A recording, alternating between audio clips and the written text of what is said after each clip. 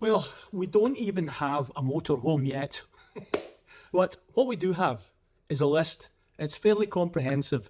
I have watched so many videos now in the last sort of 5 or 6 months on motorhoming and motorhomes, and I kind of know what I want.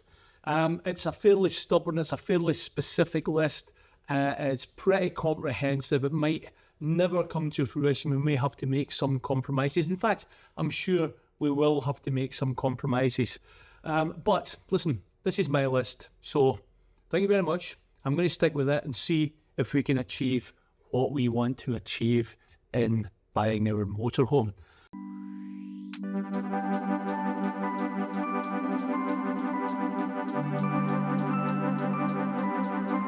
So today, before we do anything, and before we make any daft mistakes, I guess, when we go and buy it, I'm going to tell you exactly what it is that we are after. Partly so that you can then tell us in the comments if we're being unreasonable, and partly so that in 6 months' time, when we bought something completely unsuitable, you can rub it in our faces. Right, let's start with the big one, which is the bed. This is incredibly important to us. Now, I know they've got drop-down beds, and you've got transverse beds, and you've got lounges that make into beds, and you've got all that kind of stuff. But, Neil and I are both knocking on a little bit, and the last thing that we want to be doing is making up a bed every bloody night. I've had a hard day out there photographing all day, getting all these beautiful faces and places through Europe, and the last thing I want to do is come back and have to make up the bed. I want a bed which is already made up, which looks lovely when we make it up in the morning and people can come in the motorhome and see this beautiful bed all laid out with its sort of probably 55 cushions or something that we've then got to remove off the bed to then get into the bed. That's probably what's going to happen.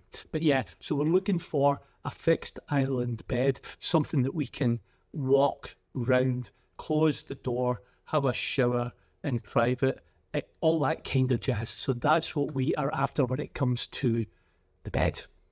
The second thing is air conditioning. Now, obviously I want air conditioning in the cab. That goes without saying. I don't want to be driving about in sweltering heat. But also, I don't want the habitation area to be roasting in 38 degree Andalusian heat. If we end up buying a motorhome which doesn't have habitation air conditioning, I'm probably going to put it in because I don't think I could survive without the air conditioning. The next one is the base vehicle. And I've had my heart set, I must be honest with you, I've had my heart set on a Mercedes. I just think it's the best option that we can have. And this is going to divide people because I know that there's thousands upon thousands of Fiats out there, and thousands upon thousands of Fords with their wet belts, and there's Peugeots, and there's all sorts of other things out there. I've just kind of got my heart set on the Mercedes. I like the infotainment system, I like the steering wheel, and I just think it's probably a better motor. The last thing I want to be doing is to be stuck on the hard shoulder on a motorway somewhere in the south of France. Now, I must say that you do see some reports on the internet of people with Fiats having to go to garages abroad. I'm sure it happens with Mercedes as well. I just happen to see more videos with a Fiat, but there is hundreds of thousands of them on the road, and you only ever hear about the problem ones. You never ever hear about the guys who are perfectly fine driving about in their Fiat. So this is not really set in stone, and if it comes to it, to buy a motorhome with a Fiat engine, that's what's going to happen. Next on the list is a big fridge. Now, I like my wine and I like my food, right?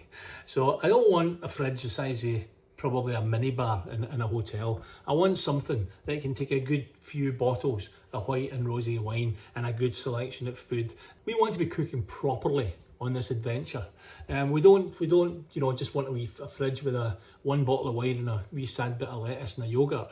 We want to have a fridge full of great food that we can then cook on the road, because I love cooking. Number 5, this goes without saying, I want a big, huge, humongous garage. I want to be able to take you know, barbecues with us. I want to be able to take electric bikes with us.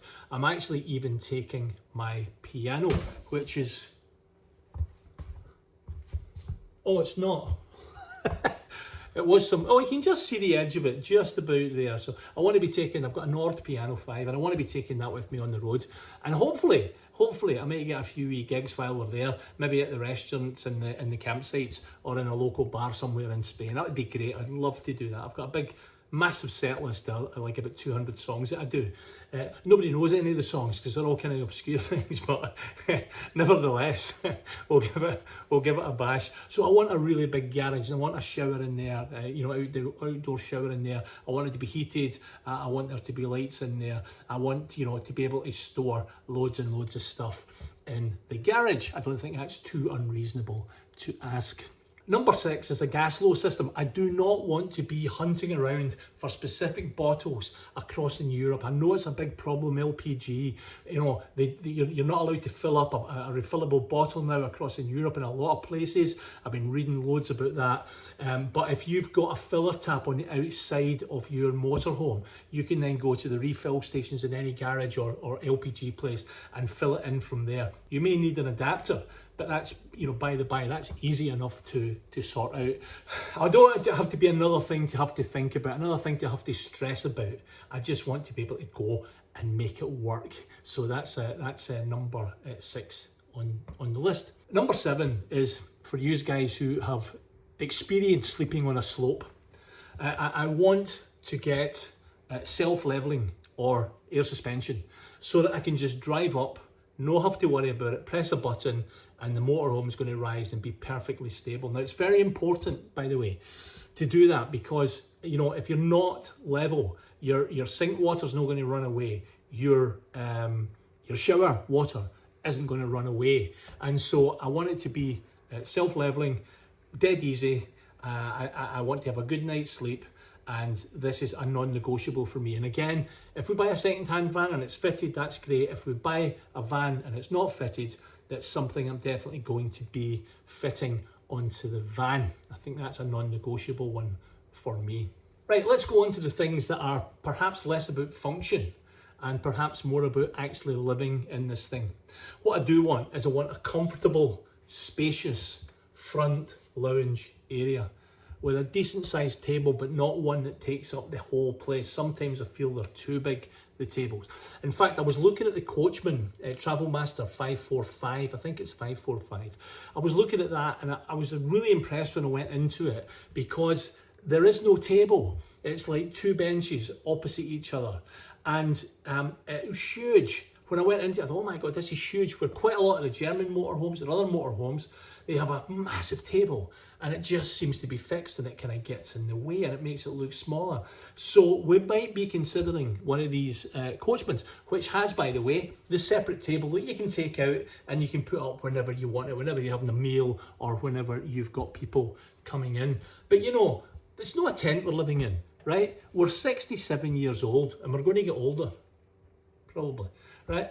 And you know, I don't want to be roughing it again. I want to have a nice, comfortable evening. You know, we've been out all day, we've been exploring the area, we come back, we maybe just want to sit down sometimes. We just want to chill with a glass of wine and watch something on the television.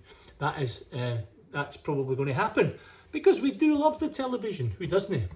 I love a good cop drama. Right guys, the next one here, this is probably not a deal breaker, right?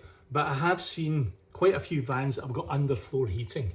And that would just be such a luxury in the winter to have underfloor heating. In fact, the Coachman 545 that I've just been talking about actually has a double floor with underfloor heating, and that sounds incredibly appealing to me. So yeah, in a cold morning in the Alps, getting up, bare feet, having a lovely cup of espresso, toasty warm, suits me fine. The last thing I want to talk about is van security, because if you're spending all that money and all your possessions that you own, apart from maybe some stuff in storage, but all the possessions that you own that are important to you and are part of your life are in this van, it's incredibly important to me that this van is secure. So we're looking at stuff like the Van Guardian, which I think is a brilliant product. You know, if a thief is getting deterred at that first thing they touch the van, this alarm goes off. they're probably going to alert people and they're probably not going to break into your van. So in terms of cost, which I think it's £300 or £400 for that peace of mind, that's going to be a definite thing for me. We're also going to have Ring doorbells all around the place, and we'll also look at other security as well, because I am definitely not wanting this van to be stolen or want to be broken into. So I think it's a very, very important thing for me that we do that. So call it cautious, call it sensible, but yeah, van security, very, very important. So there it is, 10 things that are guiding every single viewing of the motorhome for Nina and I when we start to look. We've not sold the house yet, but they're basically guiding everything for us. Every salesman that we talk to, every viewing that we do, we're going to be looking at these 10 points and hopefully managing to fulfill them. Now, if there's 2 or 3 that we can't do, that you know, it's maybe not going to be a deal breaker for us, we'll still go for it. I want you guys to be there every step of the way with us. And we're going to find out soon enough how close we're going to get to all these 10 points. Knowing us, we will compromise. We'll see what happens. And if you've got a motorhome already, in the comments, if you could tell me what you insisted on, what you think's the most important thing in the motorhome for you, things that you couldn't be without, or in fact, even tell us the things that you bought or the things that you kind of wanted on the van that you found you've actually not really been used. Listen, my name's Kenny Martin. Please subscribe, please like the video, please comment, we would really appreciate it. Click the notification bell, and we'll see you on the next Places and Faces Europe video. Thank you very much for watching. A couple of things I forgot after reviewing the video, which are very important, is a reversing camera. Do not want to be without that in a van of 8 meters or so. That would be crazy. The other thing we're looking at is lithium batteries, inverters, and of course solar panels on the roof. We want to have that ability to be able to go off grid and be self-sufficient without going onto a campsite and locking into their electricity supply. So that's another couple added to that list. So I've got 12 now. So happy days. Once again, guys, we'll see you later. Subscribe to the channel. Thanks for watching. Bye-bye.